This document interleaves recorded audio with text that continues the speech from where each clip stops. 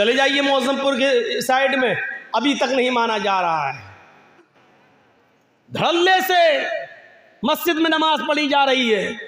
20 साल पहले मैंने कहा था जिस मस्जिद के अंदर कब्र होगी उस मस्जिद के अंदर नमाज नहीं हो, नहीं माना जाता। दलील क्या दी जाती है? मदीने में अल्लाह के रसूल की भी तो कब्र है, उसको भी तो दीवारों से घेर दिया गया है।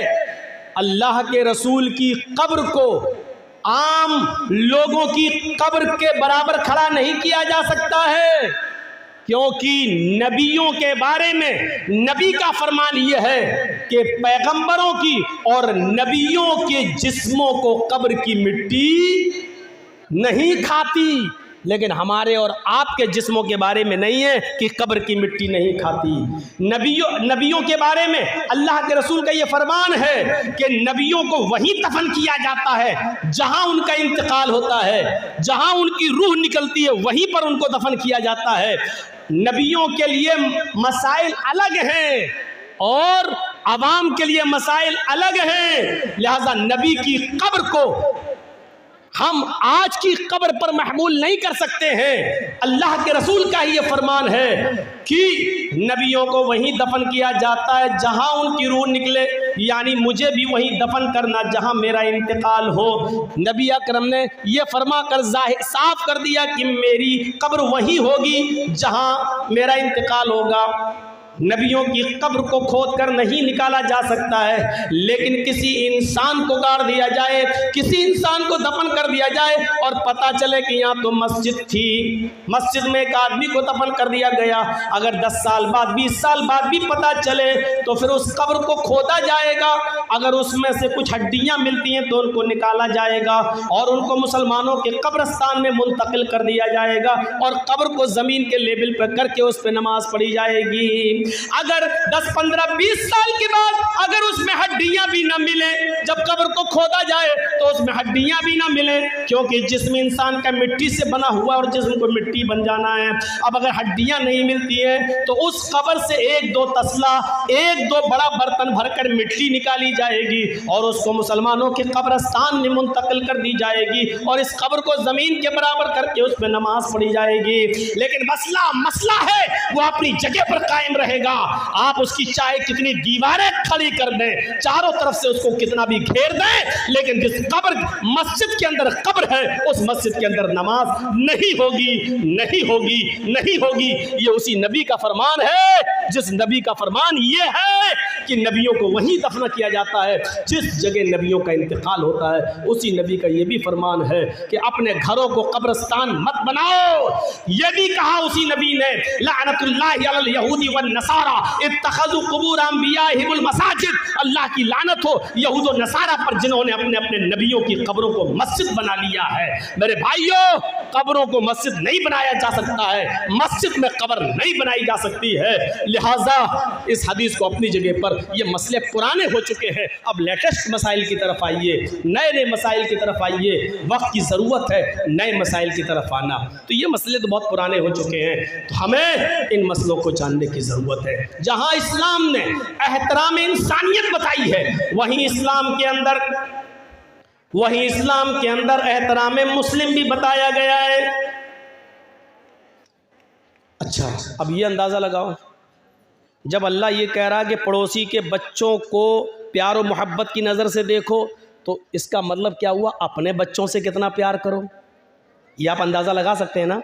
जो इस्लाम दूसरों के बच्चों से मोहब्बत करने का हुक्म दे रहा हो, तो उससे अंदाज़ा लगाओ कि फिर अपने बच्चों से कितनी मोहब्बत होनी चाहिए।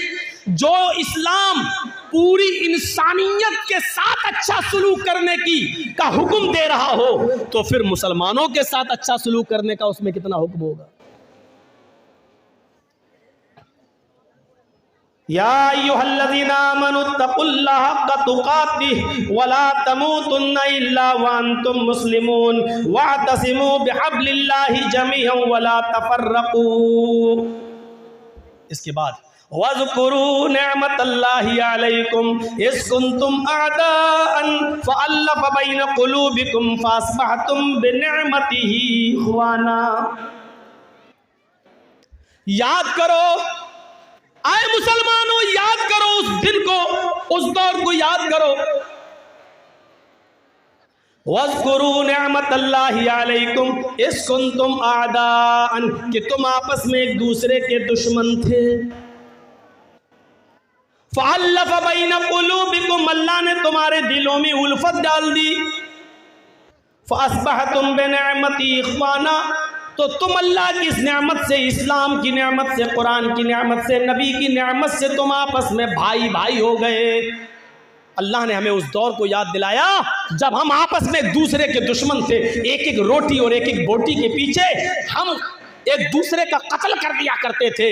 एक गांव के एक आदमी की बकरी दूसरे के गांव के खेत में, एक आदमी के खेत में चली गई, इतनी सी बात को लेकर झगड़ा शुरू होता है दोनों कबीलों और दोनों खानदानों के बीच में। जानते हो ये लड़ाई कितने दिन तक चली?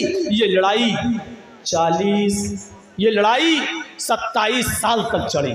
ये लड़ाई 27 साल तक, और 27 साल के बाद जब ये लड़ाई बंद होती है तो दोनों तरफ से मरने वालों की तादाद गिनी जाती है, तो मरने वालों की तादाद थी 40,000। एक बकरी की वजह से, वो भी सिर्फ थोड़ी सी घास खा ली थी, इतनी सी बात पर दोनों कबीलों में लड़ाई चलती है। तो कितने साल तक चली? 27 साल। और 27 साल के बाद जब बंद होती है तो दोनों तरफ से मरने वालों की गिनती कितनी हुई? 40,000। अंदाज़ा लगाओ कितने ख़तरनाक लोग थे, कितनी डेंजर कौम थी। हम लोग तो मौज़मपुर लखीपुर को रोते हैं कि इधर जान की कोई कीमत ही नहीं है, कब मार दो और कब नदी में बहा दो। कितनी डेंजर कौम थी। लेकिन ये डेंजर कौम भी जानते हो कितनी हमदर्द बन गई इस कुरान की नेमत से कि एक ग़ज़वे में, गालिबन ग़ज़वे ज़ातिर रिक़ाब के मौके पर, सहाबा जंग लड़ते लड़ते जख्मी हो जाते हैं। कोई इस झाड़ी के नीचे, कोई उस झाड़ी के पास, कोई उस पहाड़ी के पास।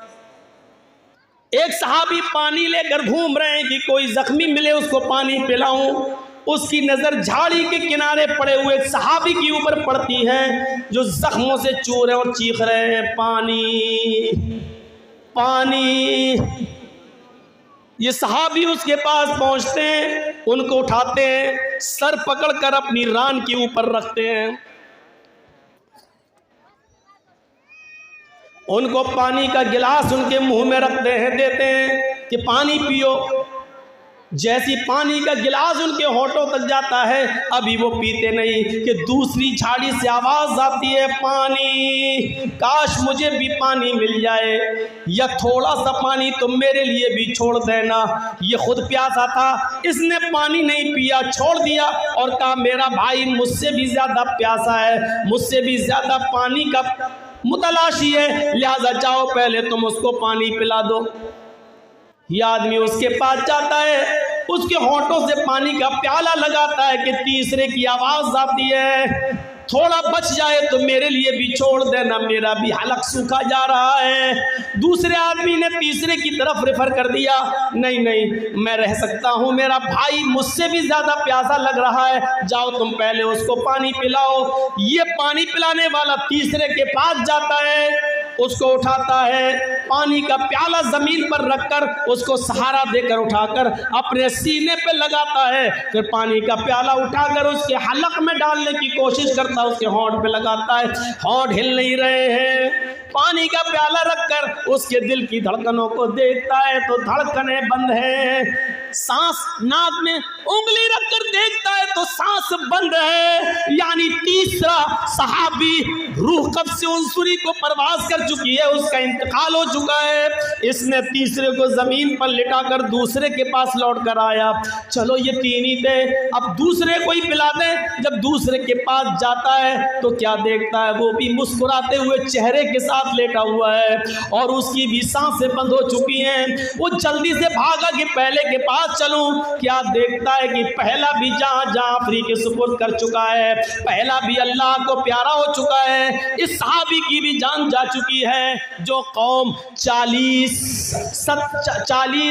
जो कौम 27 साल तक लड़ती हो, जो कौम 40,000 लोगों के मरने के बाद भी जिनकी तलवारें खून की प्यासी रहती हो, ऐसी डेंजर कौम को अल्लाह के नबी ने कैसा बनाया कि एक सहाबी दूसरे के लिए अपनी जान देने लगे, एक सहाबी दूसरे के लिए अपनी जान न्यौछावर करने लगे। एक सहाबी ने इसलिए पानी नहीं पिया कि मेरा भाई मुझसे ज्यादा प्यासा है, और दूसरे ने इसलिए नहीं पिया कि तीसरा मुझसे भी ज्यादा प्यासा है। जरा आप अंदाजा लगा सकते हैं ये कौन सा जज्बा था। एक आदमी दूसरे के लिए अपनी जान दे रहा है। इसी को कुरान कहता है वज़कुरू निअमतल्लाहि अलैकुम इज़ कुंतुम आदान फ़अल्लफ़ बैन क़ुलूबिकुम फ़अस्बहतुम बिनिअमति इख़वाना। आए लड़ने वालों, झगड़ने वालों, उस दौर को याद करो, उस जमाने को याद करो जब तुम आपस में एक दूसरे से लड़ते थे, जब आपस में तुम एक दूसरे की गर्दनें उड़ाया करते थे, तुम आपस में एक दूसरे के हरीफ थे, एक दूसरे के दुश्मन थे। फ़अल्लफ़ बैन क़ुलूबिकुम, अल्लाह ने तुम्हारे दिलों में उल्फत डाल दी। ये होता है मुसलमान, एक मुसलमान दूसरे मुसलमान के लिए। अपने लिए तो सभी जीते हैं, दूसरों के लिए जीना असल जीना।